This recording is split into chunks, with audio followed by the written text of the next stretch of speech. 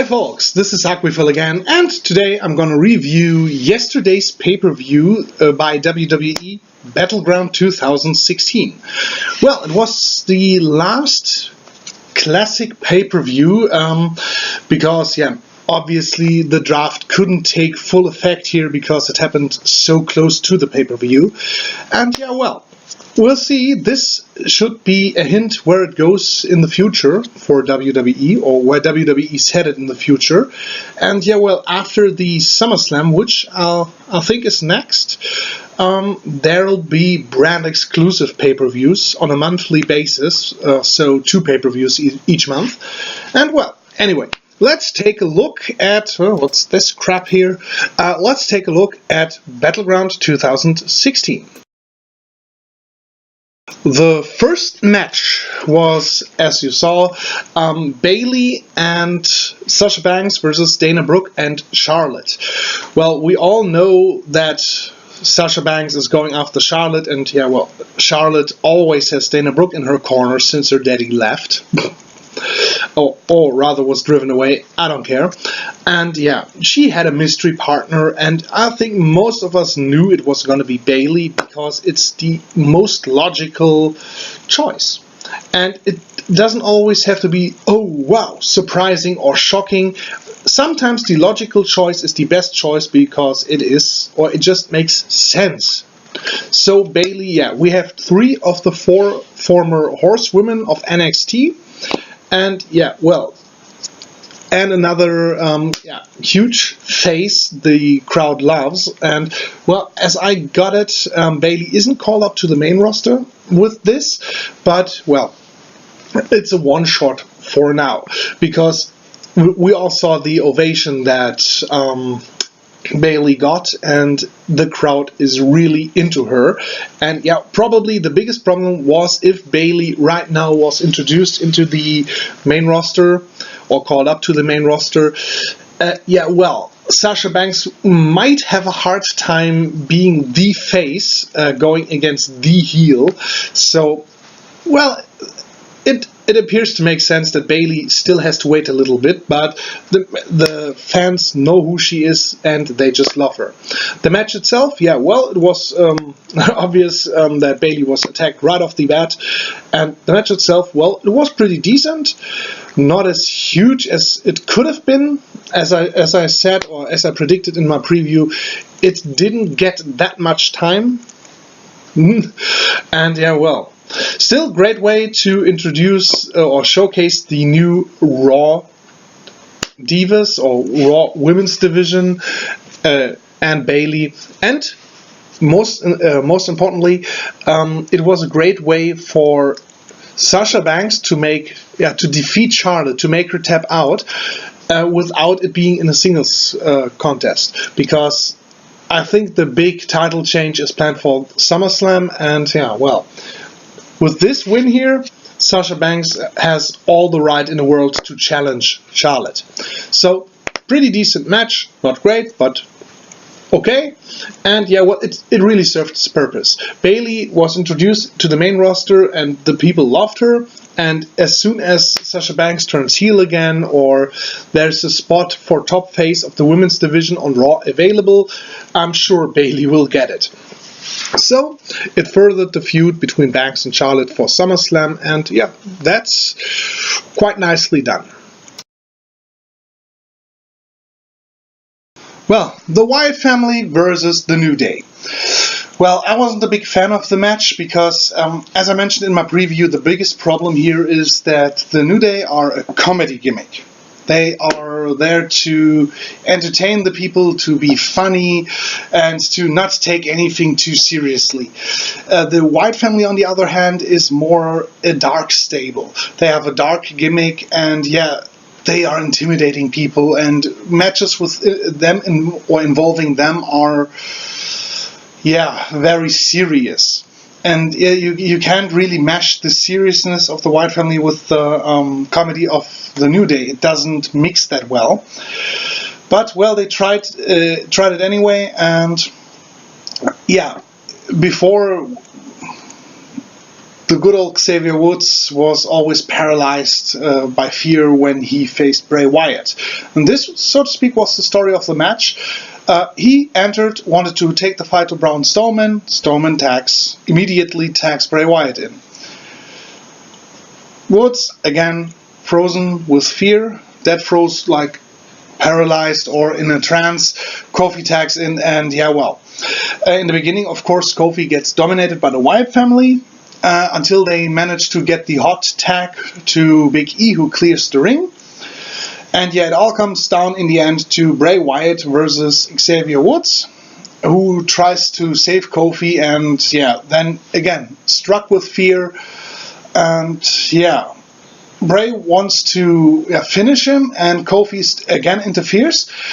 So yeah, after he is chokeslammed and out of the picture, Xavier Woods decides, well, face your fear, and he attacks Bray Wyatt.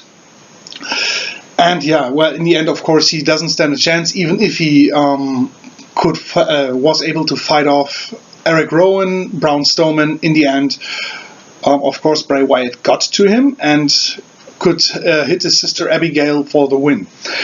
But I gotta give this match some credit here. First of all, it was pretty entertaining.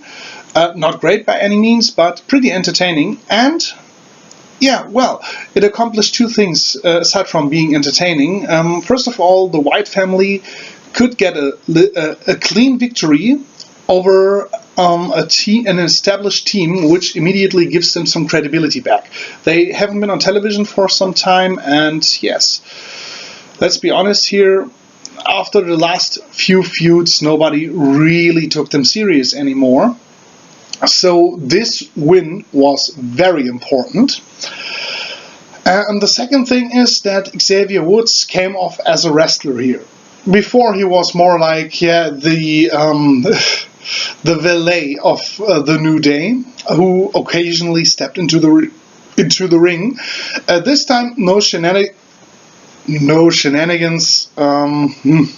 Well, this whole trans thing sort of fits the category into the category of shenanigans, but he came off more as a competitor here, and that's a big plus too. So, nice match that again accomplished everything it was meant to accomplish, and yeah, well, that's not a given with WWE.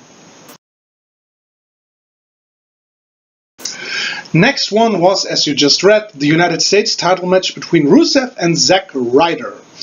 Well, Zack Ryder, yeah, as I said before, many times I get why the crowd loves him, I get why many people love him, but I just don't see him being even a legitimate mid-carder, at least not now. And yeah, this is a mid-card title, and yeah, with the brand split, these mid-card titles will become even more important. And a guy like Rusev, he has the standing to be a champion, which Zack Ryder, in my opinion, and obviously in WWE's opinion, doesn't have. So yeah, why this filler match? I don't know. If WWE tried to bring some suspense in, will the titles change hands, and will the titles switch brands? And yeah, well, with this match being the third one, and not The Miz versus Darren Young being the third one, yeah, they pretty much spoiled that The Miz wouldn't lose his title, because otherwise it would have been 4 titles on Raw, and that way the main event would have be even more predictable. Anyway, back to this match. Zack Ryder does get his soap spots, and he even hits a Rough Rider and a broski kick and stuff like that. But in the end, Rusev, of course, dominates him, and he is just a perfect predator. And yeah, seeing Rusev, yeah, you have guys on Raw like Cesaro, like Sami Zayn. Not so much Finn Balor, he's not the US title kind of guy, I would say. But especially Cesaro or Sami Zayn would be perfect opponents for Rusev. And yeah, well, we'll see where WWE will take us with the United States title. But, well, this one was, yeah, okay for what it was. but yeah, Rusev will need stronger and more credible opponents in the future in order to give the title back some of its previous prestige. Well, the next one, I knew it would be a treat, or was going to be a treat, because I followed Sami Zayn's and Kevin Owens matches as El Generico and Kevin Steen on the Indies, on Ring of Honor, Pro Wrestling Career, and whatnot. And yeah, they always were amazing. Their Battle Without Honor at Final Battle 2010 or at Final Battle 2012 for Ring of Honor. Their matches, their ladder match and their other match at Pro Wrestling Guerrilla in 2011, and even way before that in 2007, 2008 when they were a tag team, they always had a great chemistry together, and whether they were partners or opponents, they always delivered. And yeah, even on WWE, although many people didn't love their NXT matches against each other because they were very storyline driven. Yeah, and now we have this one. Of course, they needed to end this feud because yeah, both have to move on sooner or later, and without this being in the clear that one is the decisive winner and one is the loser, of course you could have thousands of more matches between those two and they would all be amazing, yet you want to get something to freshen it up a little bit. And yeah, well, so this was set to be their final battle yet again. They had lots of those. Yeah, the match, of course, absolutely amazing. They, as I mentioned, they have stellar chemistry together, and of course they are pulling out all the stops here. We see tons of near falls, all of which could really end this match. And yeah, well, it's never overkill. The way they do it, it seems very authentic, that somehow Zayn just kicked out, or Steen just kicked out, and in the end, throughout this whole match you get the feeling, they hate each other, but somewhere deep down they're still friends, and of course there is a lot of history between those two. Especially, you can see that especially well in with the finish, where Sami Zayn hits the haluva kick and is like, no, I'm gonna give him another one. And yeah, well, they just played the story perfectly. The match itself is very thrilling. There are tons of near falls. You couldn't really tell who was gonna win this one, and that's without bullshit booking or stuff like that. That's not always an easy task to accomplish. So, absolutely great match. I would go as far as and say this definitely is one of the Match of the Year candidates, and definitely the best match for WWE this year.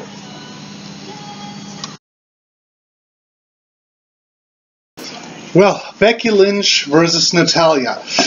We all know the story here.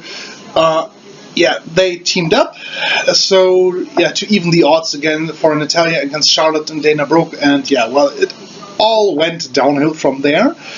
And those two at the moment are supposed to carry the SmackDown Women's division, because the rest on the SmackDown roster, the women are not that great and that capable of carrying the division.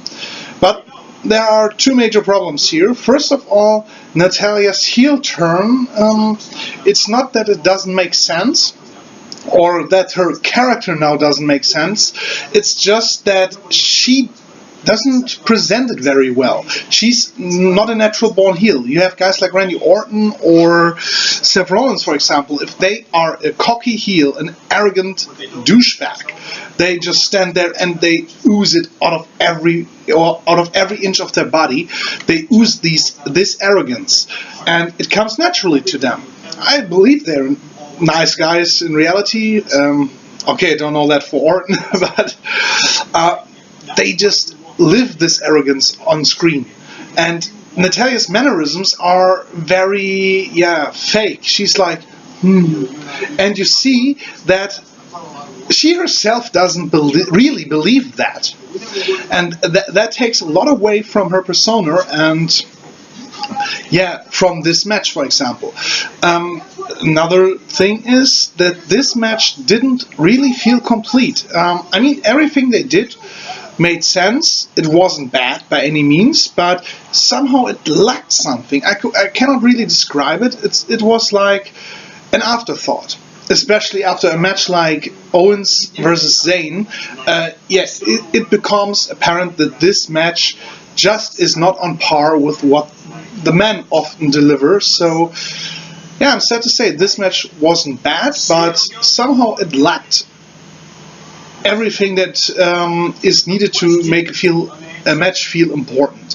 So, not a bad match per se, but somehow, it was just there. It was a filler, a toilet break, if you want to say so. Well, if I had to do an episode about wrestling done wrong, this one, The Miz versus Darren Young for the IC title, would definitely be on the list, because there were several things wrong with this match. The match itself, well, it was so. Not horrible, but not good either. The problem is, first of all, Darren Young is a jobber. His status in WWE is a jobber, nothing more. Everybody who tries to tell you different obviously overestimates how WWE sees Darren Young. It's not that he's a bad competitor or a bad wrestler, he's just a jobber right now. And then the second thing.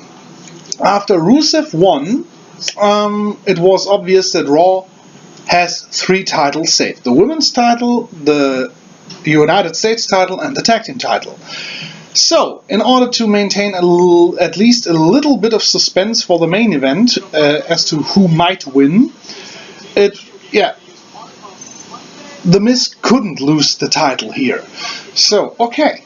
And the worst thing was, if the match presented, or WWE presented The Miz in a way that he just fends off Darren Young and gets some momentum going after being off television and off the pay-per-view cards for some time. They decided to go a completely other way. And I don't know why. In the end, Maryse slaps Bob Backlund after he distracts The Miz. And the way Bob Backlund sells that slap is, let's say, hilarious. Then he tries to rip off his shirt and fails at doing so. Maryse fails at portraying her fear of what Bob Backlund might do. We all know he's a loose cannon. She fails to portray that in any way that could be described as credible. Her acting sucked. And Miz tries to help her, of course, and Darren, he pushes Bob Backlund and he does another of his great falls, and then suddenly Darren Young comes out, hits the crossface chicken wing, and The Miz taps out, but it ends in a double count out, although Darren Young just got outside, and the count restarts when one of the competitors goes to the outside. So that this ended in a double count out after 2 or 3 seconds is just silly. So to sum it up, this match wasn't bad until the finish, because the finish just stunk the place up, and this match didn't accomplish anything. It made Bob Backlund look like a whack job. It showed that Maryse should take some acting lessons. Darren Young didn't do anything to really improve his status. His gimmick changes to a more Bob Backlund-like loose cannon, but wow. And The Miz gained nothing from it. He's the only one who doesn't look like a complete tool here.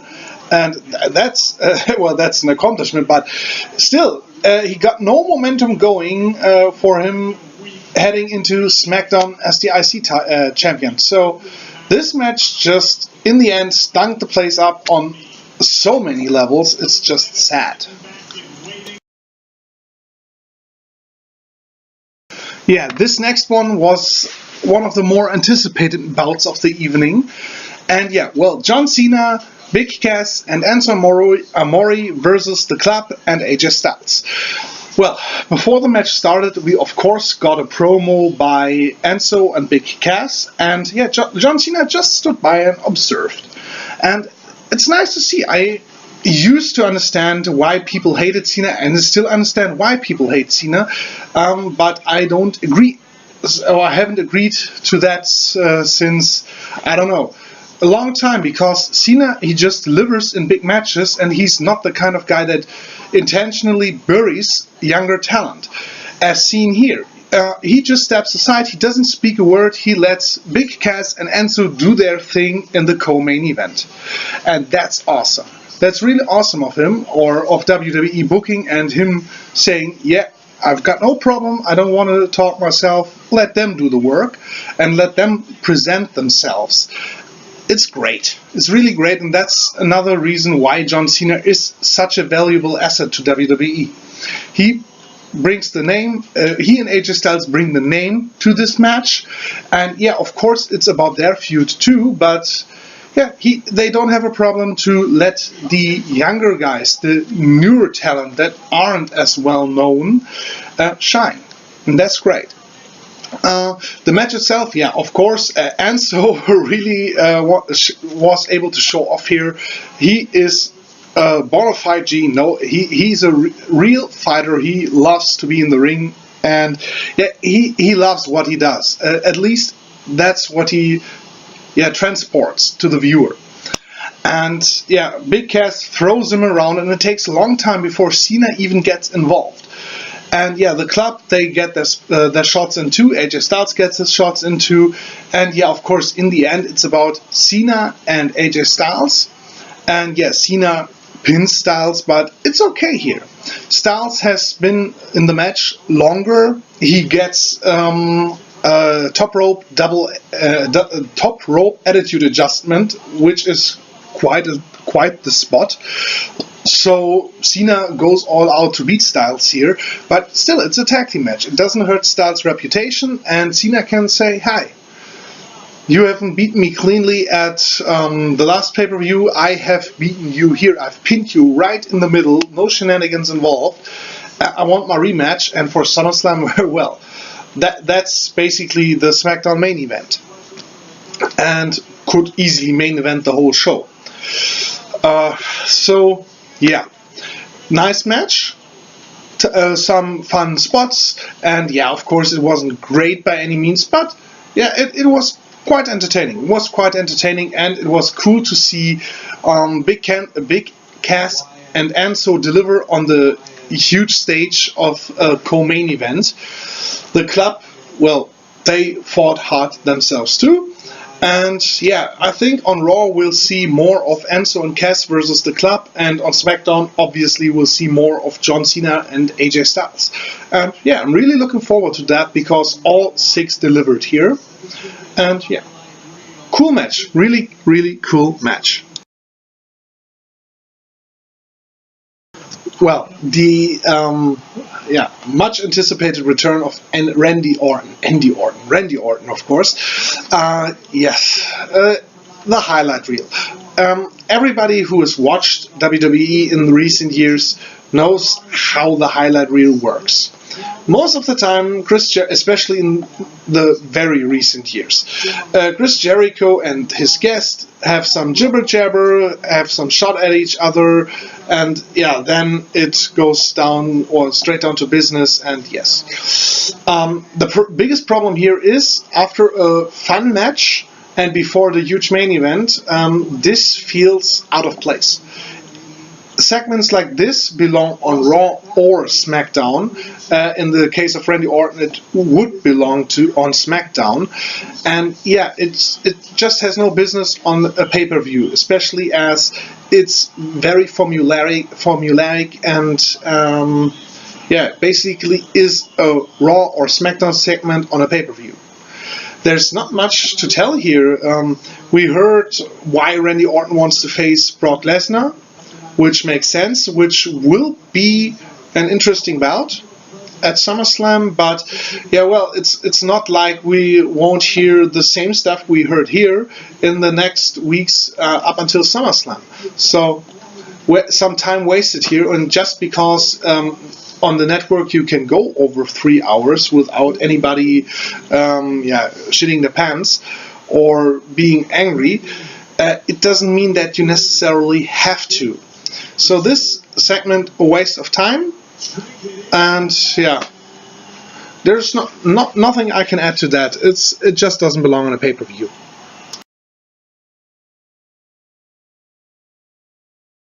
Well, the huge main event, the triple threat match for the WWE World title between the former The Shield members, a stable you all know has dominated WWE in one way or the other since late 2012. And yeah, well, we have Seth Rollins, who has recently returned from injury and is one of the best heels WWE has at the moment.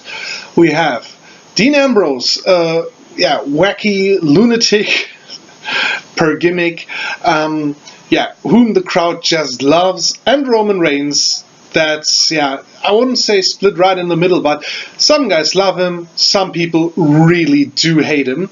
And throughout 2015, WWE tried to push Roman Reigns. I mean, you all know that. I have talked a lot about it. So, these two finally face off in a triple threat match, and it's not only for the WWE title, it's mostly, there are two Raw guys, Reigns and Rollins, and Stephanie McMahon and Mick Foley, of course, want one of them, preferably Seth Rollins, to win the title and bring it to Raw. Daniel Bryan and Shane McMahon, of course, want the title to stay on SmackDown. So, the stakes are higher than usual in a triple threat match or in a world title match. And the history is there, and it's huge. So, first of all, of course, the match is unable to fulfill everything we have hoped for, because since the split of the Shield, there always was the possibility of a triple threat match, and it's been long since a lot of time has passed since then, and of course, what people expect from such a three-way is just off the charts. So of course it cannot fulfill your wildest expectations, but still it's a great match, and that's the important thing here. There are there's a lot of reminiscence of the Shield, like former or spots we know from the Shield, this time done 2-on-1 and not 3-on-1. There is lots of brawling on the outside. There are lots of hard spots on the outside. Of course, your classic triple threat spots and triple threat moves. And it simply is a great match. Not the best three-way we have seen ever since the beginning of time, because there have been a lot of great three-ways. But not even the best this year, because there are always tons of triple threats recently, or have always been tons of triple threats recently, but still, cool match, a good in-ring story, and fast-paced and entertaining action. In the end, and this took a little bit away from the match, in the end, of course, Ambrose wins, or Ambrose won, and that per se doesn't take away anything from this match, but it was rather predictable, because if Raw had took the title, there would be 4 titles on Raw and 1 on SmackDown, which would eliminate SmackDown's meaning and prestige right off the bat, and that's not a smart, and that's not what's best for business. Let's put it that way. So it was rather obvious that Ambrose would retain, and yeah, still the match, as I said, good triple threat, not the best, but pretty good, and a nice way to finish off this pay-per-view. And yeah, to sum this pay-per-view up, it was a very good pay-per-view, highly entertaining, a lot better than I thought it would be, because yeah, the only things or the only matches that really let the viewer down were the IC title match, because it was just booking bullshit in the end and it didn't serve its purpose, and maybe the Becky Lynch Natalya match, just because Natalya just isn't good as a heel, and yeah, something was missing from that match. Possibly the uncredible heel face roles, or the uncredible heel role, because it's hard to root for a face if he or if she in this case goes against a heel that just doesn't convince you, or just isn't convincing as a heel. And of course the Randy Orton comeback, it was nice, but the segment in the end just dragged on and was way too long and didn't have any business being on this pay-per-view. But aside from these three letdowns, the matches were good or okay, but the other matches really served the purpose and did what they were meant to do. And yeah, this way of clever booking or good booking or decent booking, right booking if you want, just added a lot to the pay-per-view. And of course we have a very good main event, a very good six-man tag between Cena, Enzo and Cass on the one side, and the Club and AJ Styles on the other side, and of course a match of the year candidate between Owens and Zayn. So Battleground, well, the card didn't sound too good, but in the end WWE really delivered here, and it was one of the best pay-per-views this year by WWE. So I hope you have enjoyed my review, and yeah, I would be happy if you would, or if you tuned in for my other stuff and the later reviews, previews, and so on. So long, yours Aquifel.